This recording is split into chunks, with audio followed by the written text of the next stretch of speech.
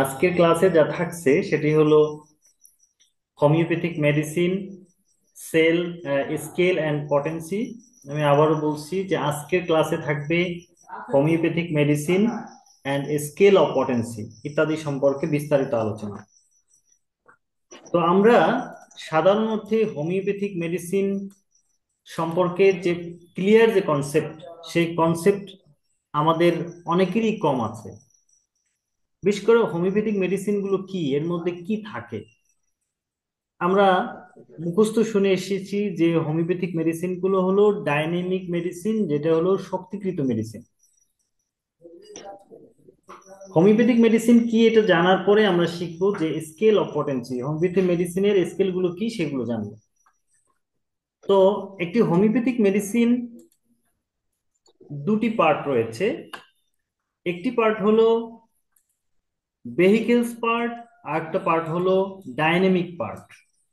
এখন প্রশ্ন হলো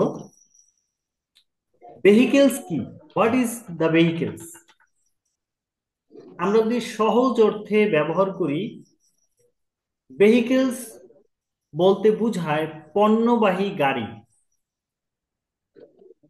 ঠিক হোমিওপ্যাথিক ফার্মেসিতে ভেহিকেলস বলতে বোঝায় ওই সকল পদার্থ, যেই সকল পদার্থর কোনো ঔষধি গুণাগুণ নেই, যেই সকল পদার্থ অন্য পদার্থের সান্নিধ্যে আসলে ডিকম্পোজ হয় না, যেটা পয়জনাস নয়, এবং যেটা মানে বিভিন্ন রকম স্বাদ নাই, গন্ধ নাই, এরকম একটা পদার্থ, যেটা নিউট্রাল একটা পদার্থ,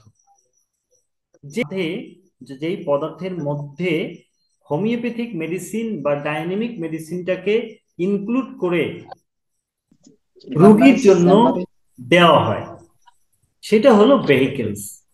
এই ভেহিকেলস গুলো কি কি, আমি যদি একটু উদাহরণ দেই আপনাদের, সেটার মধ্যে আপনারা খেয়াল করবেন। এক নম্বরে হলো গ্লোবিউলস। গ্লোবিউলস, তারপর হলো sugar of milk,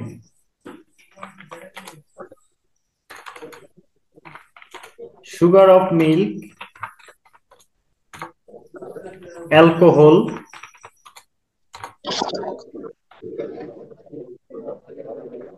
distilled water, and so on ইত্যাদি। অর্থাৎ আমরা যে হোমিওপ্যাথিক ওষুধ হিসাবে যে গ্লোবিউলস খাই, সুগার অফ মিল্ক খাই, অ্যালকোহল এবং ডিস্টিল ওয়াটার ব্যবহার করি, এগুলো মূলত কোনো ওষুধ না। এগুলো হলো হোমিওপ্যাথিক মেডিসিনকে বহন করে নিয়ে যায়, হোমিওপ্যাথিক মেডিসিনকে প্রিজার্ভ করে রাখে, স্টোর করে রাখে। হোমিওপ্যাথিক মেডিসিনের যে ডাইনামিক শক্তি, সেই ডাইনামিক শক্তিটাকে স্টোর করে রাখে, সেটা হলো ভেহিকেলস সংক্ষেপে। যেমন হলো globules, sugar of milk, alcohol এবং ডিস্টিল ওয়াটার, প্যারাফিন এবং বিভিন্ন রকম মেডিসিনাল, নন মেডিসিনাল।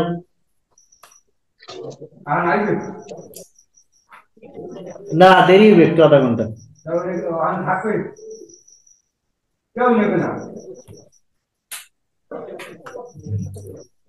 দুঃখিত। তো এখন কথা হলো যে হোমিওপ্যাথিক মেডিসিনের মধ্যে আমরা যে বিষয়গুলো দেখি, যেমন গ্লোবিউলস, এটা গোল গোল দানা, যেটাকে মাকড়সার ডিম বলে পাবলিক, এটা খেতে মিষ্টি। সুগার অফ মিল্ক, এটা হলো পাউডার। অ্যালকোহল, যেটা খুব ঝাঁঝ, সেটাকে আমরা বুঝি। ডিস্টিল ওয়াটার, যেটা পানি, পরিশ্রিত পানি, শুধুমাত্র H2O রয়েছে এটার মধ্যে। তো এগুলো সবগুলোই ভেহিকেলস। অর্থাৎ এগুলো হোমিওপ্যাথিক ওষুধের ডাইনামিক শক্তিটাকে জমা রাখে, সংরক্ষণ করে রাখে, এবং প্রয়োজন অনুসারে আমরা যখন ব্যবহার করি, কখন রোগীকে সরাসরি দেই, কখন এটাকে আবার কনভার্ট করে দেই।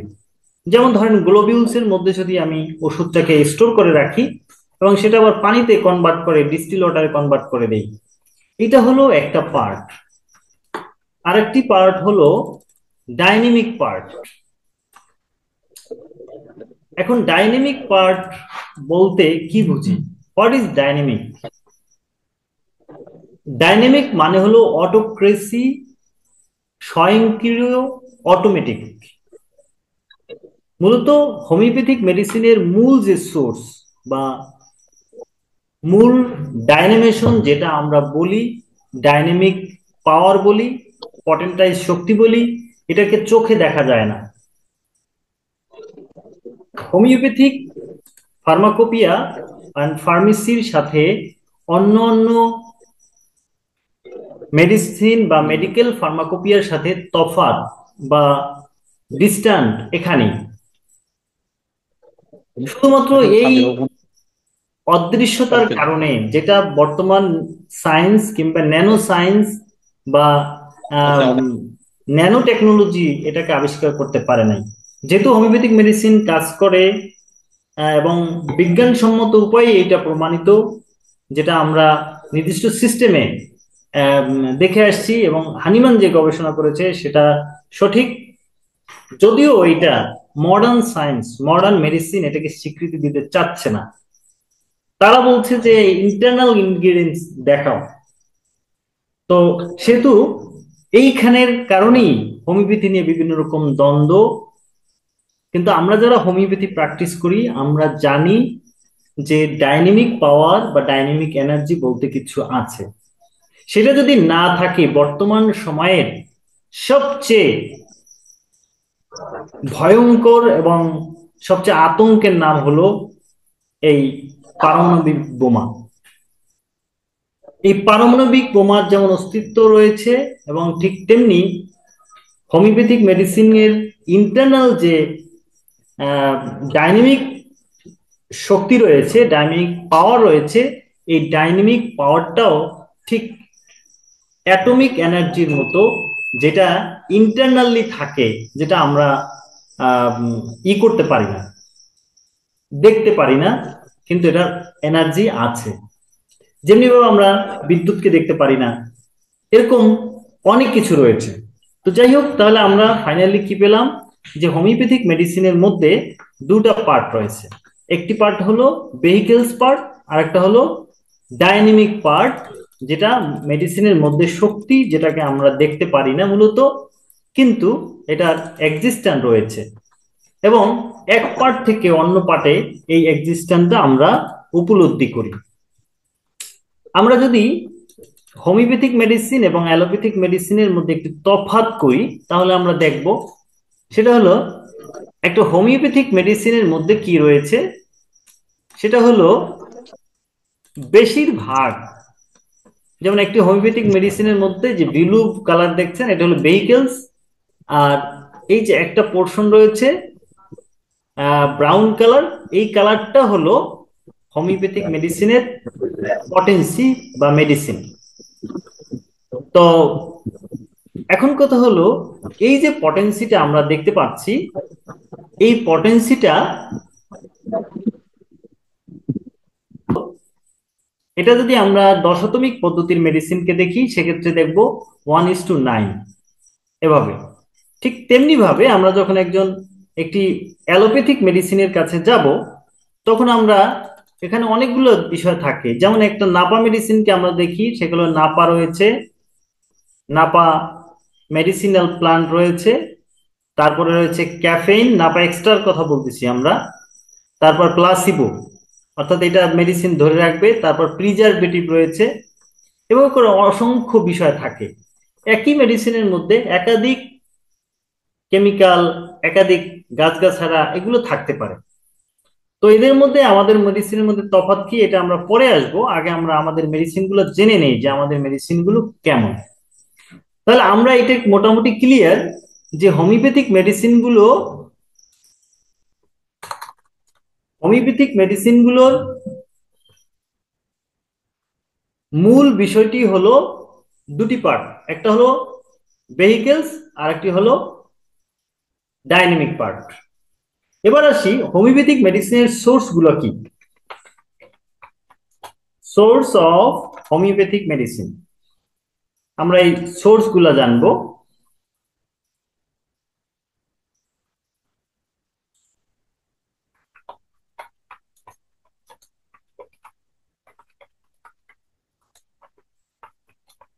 হোমিওপ্যাথিক মেডিসিনের সোর্স গুলো আমরা জানবো। হোমিওপ্যাথিক মেডিসিনের অসংখ্য মানে 6 থেকে 7টা সোর্স রয়েছে। আমরা সেই সোর্স গুলো বিস্তারিত জানবো এবং আপনাদেরকে সেগুলো জানানোর চেষ্টা করবো ইনশাল্লাহ। তো এই সোর্স গুলো জানা খুবই জরুরি। আমরা 6টি সোর্স আমরা আপনাদেরকে আলোচনা করব, আরেকটি সোর্স হলো 7টি সোর্স আমরা আলোচনা করব। সোর্স গুলো কি কি?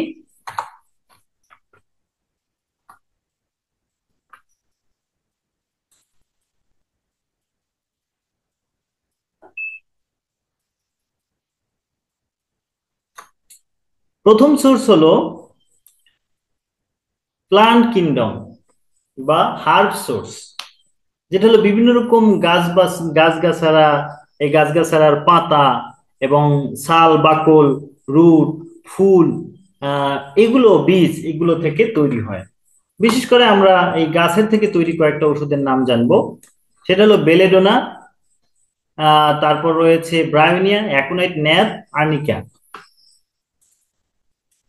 মিনারেল কিংডম বা খনিজ উপাদান, খনিজ উপাদানের মধ্যে রয়েছে বিভিন্ন রকম মিনারেল, মেটাল, লবণ এবং অন্যান্য পদার্থ। যেমন ক্যালকেরিয়া কার্ব, ক্যালকেরিয়া কার্ব এই ঝিনুক থেকে তৈরি। সালফার, সালফার বা গন্ধক থেকে তৈরি। ন্যাট্টামিওর লবণ থেকে তৈরি।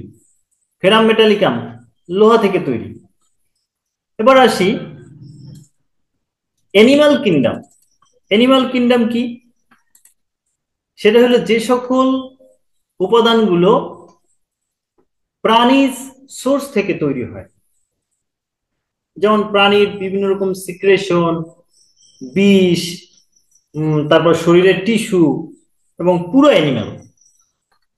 যেমন ল্যাকেসিস, ল্যাকেসিস এটাও প্রাণী থেকে তৈরি, বিশেষ করে সাপের বিষ। এপিসমেল পুরো প্রাণীটা, যেমন করে হানিবি বা মৌমাছি। সিপিয়া ক্যাটেল ফিশের যে কালি, সেই কালি থেকে, বা ক্যান্থারিস স্প্যানিশ ফ্লাই ইত্যাদি। এবার আসি নোসোট, এটাকে বলা হয় ডিজিজ প্রোডাক্ট। বিভিন্ন রকম রোগ জীবাণু থেকে যে সকল মেডিসিন গুলো তৈরি হয় হোমিওপ্যাথিতে পটেন্ডাইজ করে ব্যবহার করা হয়, সেগুলো হলো নোসোট প্রকৃতির। যেমন টিউবারকুলিনাম, গরুর কলিজার থেকে টিউবারকুলিনাম ব্যাসিলাস সংগ্রহ করে মেডিসিন তৈরি করা হয়। সরিনাম এসকাবিসের যে পুষ থাকে সেটা বা ডিসচার্জ থাকে সেটা থেকে তৈরি করা হয়। সিপিলিনাম সিফিলিস বা সিফিলিটিক আলসার থেকে তৈরি করা হয়। কার্সিনোসিন ক্যান্সার টিস্যু থেকে এটা তৈরি করা হয়। এরপরে রয়েছে সার্কোটস, হেলদি টিস্যু প্রোডাক্ট, অর্থাৎ রোগজ না, যদিও সার্কোটকে আমি নোসোটকে নোসোডের কাছাকাছি ভরা বা নোসোডও বলা যায়, কিন্তু যেহেতু এটা ফ্রেশ সেহেতু এটা আমাদের হোমিওপ্যাথিক বিজ্ঞানীরা এটাকে সার্কোটস নাম দিয়েছেন। অর্থাৎ বিভিন্ন রকম সিক্রেশন এবং গ্ল্যান্ডুলার সিক্রেশন থেকে যেই মেডিসিন গুলো তৈরি হয়, যেমন থাইরয়েডিনাম থাইরয়েড গ্ল্যান্ড থেকে যে সিক্রেশন হয় সেটা থেকে তৈরি। অ্যাড্রেনালিন প্যানক্রিয়েটিনাম প্যানক্রিয়াসের সিক্রেশন থেকে। অ্যাড্রেনিলান অ্যাড্রেনালিনাম এটা অ্যাড্রেনাল গ্ল্যান্ডের সিক্রেশন থেকে তৈরি হয়। এভাবে ইম্পন্ডারেবিলিয়া, এটা হলো একটা এমন সোর্স, এটা হলো নন ম্যাটেরিয়াল সোর্স, যেটার মধ্যে কোনো ম্যাটেরিয়াল নাই। এর আগে আমি আপনাদেরকে বলেছি যে হোমিওপ্যাথিক ওষুধ নিয়ে বিভিন্ন জন বিভিন্ন রকম মন্তব্য করে, এর মধ্যে ভিতরে কিছু নাই, পানি পড়া, অমুক সমক এইসব। কিন্তু ব্যাপার হইলো আমাদের একটা সোর্স রয়েছে, যে সোর্সটার মধ্যে ইন্টারনাল কোনো ম্যাটেরিয়াল নাই।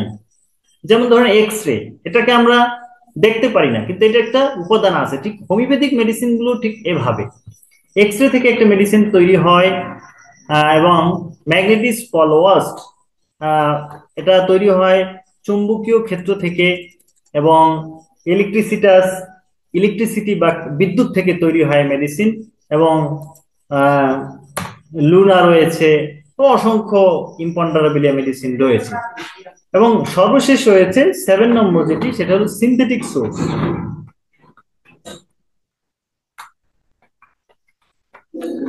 সিনথেটিক সোর্স কি? সিনথেটিক সোর্স হলো ওই সকল মেডিসিন যেটা হলো কমন অ্যালোপ্যাথিক মেডিসিন থেকে ডাইলুট করে যে মেডিসিন গুলো তৈরি করা হয়। যেমন ইসো অমিপ্রাজল, আপনার কমন একটি নাম, যেটা ইসো অমিপ্রাজল মেডিসিনটি, ইসো ইসো অমিপ্রাজল মেডিসিনটি তৈরি হয়, আপনারা জানেন, যে গ্যাস্ট্রাইটিসের জন্য। এই ইসো অমিপ্রাজল মেডিসিনটি হোমিওপ্যাথিক ফার্মাকোমিপার নিয়ম অনুযায়ী শক্তিকরণ করে ব্যবহার করে রোগীকে দিলে রোগী এই দীর্ঘদিন যে বিষক্রিয়ার কারণে যা হয়েছিল সেখান থেকে সে আরোগ্য লাভ করে। এই কন্ডিশনটা বা এই সিস্টেমটা, এই সোর্সটাকে বলা হয় সিনথেটিক সোর্স। তাহলে আমরা ক্লিয়ার হলাম যে হোমিওপ্যাথিক মেডিসিনে টোটাল 7টি সোর্স রয়েছে, এবং এই 7টি সোর্সের মধ্যে প্রথম সোর্স হলো প্লান্ট, এবং দ্বিতীয় সোর্স হলো প্রথম সোর্স আমরা প্লান্ট পেলাম, দ্বিতীয় সোর্স হলো মিনারেল, মিনারেল, তৃতীয় সোর্স হলো অ্যানিমাল, চতুর্থ সোর্স হলো নোসোট, পঞ্চম সোর্স হলো সার্কোস, এবং ষষ্ঠ হলো ইম্পন্ডারেবিলিয়া, এবং সপ্তম হলো সিনথেটিক সোর্স। এই 7টি সোর্স হোমিওপ্যাথিক মেডিসিনের রয়েছে, এবং এই 7টি সোর্সে মেডিসিন গুলো আমরা 3 সিস্টেমে তৈরি করতে পারি। তো আমরা মোটামুটি বুঝেছি হোমিওপ্যাথিক মেডিসিন গুলো কি, হোমিওপ্যাথিক মেডিসিনের সোর্স গুলো কি, সেগুলো আমরা ক্লিয়ার বুঝেছি। এবার আমরা আসব যে হোমিওপ্যাথিক ওষুধের শক্তিকরণ পদ্ধতি কি। এখন শক্তিকরণ পদ্ধতিটা যদি জানতে চাই, তার আগে আমাকে জানতে হবে শক্তিকরণ কি, হোয়াট ইজ পটেন্টাইজেশন, শক্তিকরণটা আবার কি। শক্তিকরণ জানতে হলে আমাদের মেডিসিনের ইন্টারনাল বিষয়ে আমাদের জানতে হবে। আমরা এর আগে বলেছি যে হোমিওপ্যাথিতে একক মেডিসিন, অর্থাৎ আমরা যদি কোনো, ধরেন আমরা থুজা মেডিসিন তৈরি করতে চাই, এর মধ্যে শুধু থুজার ইনগ্রিডিয়েন্ট এবং প্লাসিবো বা ভেহিকেলস ব্যবহার করা হবে, আদারওয়াইজ কিছু না। কিন্তু অহোমিওপ্যাথিতে যেমন একটি মেডিসিন তৈরি করতে গেলে তারা একই মেডিসিনের মধ্যে একাধিক হার্ব ইউজ করে, এটা নাই হোমিওপ্যাথিতে। তো এখন হোমিওপ্যাথিক মেডিসিন গুলো বলা হয় সূক্ষ্ম মাত্রার মেডিসিন, এবং অ্যালোপ্যাথিক মেডিসিনকে বলা হয় স্থূল মাত্রার মেডিসিন। সেটা কিভাবে? সেটা হলো আমরা যদি দেখি যে নাপা নাপা 200 এমজি, এমজি মানে মিলিগ্রাম, আর হোমিওপ্যাথিতে অ্যাকোনাইট 200 সিএইচ সি, মানে সেন্টিসিমাল পদ্ধতি। এই নাপা 200 এমজি মানে হলো এর মধ্যে ইনগ্রিডিয়েন্টস পরিমাণ হলো 200 মিলিগ্রাম।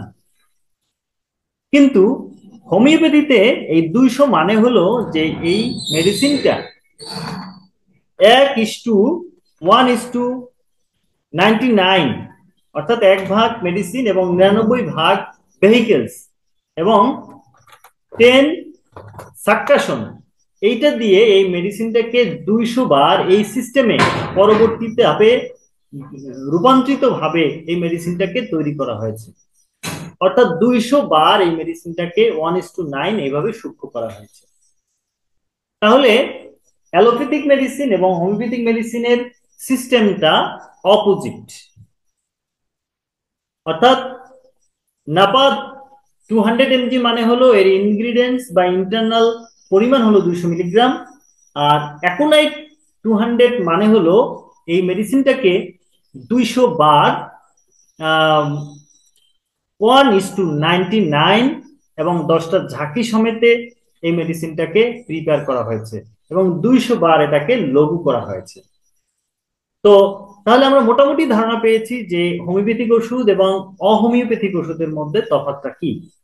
এই মেডিসিনগুলোকে যেই পদ্ধতিতে শক্তিকরণ করা হয়, অর্থাৎ ইন্টারনাল পদার্থকে লঘুকরণ করা হয় যে সিস্টেমে, এবং এর আভ্যন্তরীণ শক্তিকে রোগীর আরোগ্যের জন্য বের করে আনা হয়, অর্থাৎ ডাইনামিক শক্তিকে অ্যারোস করা হয়, সেই পদ্ধতি বা সিস্টেমকে 3টি সিস্টেম হোমিওপ্যাথিতে রয়েছে।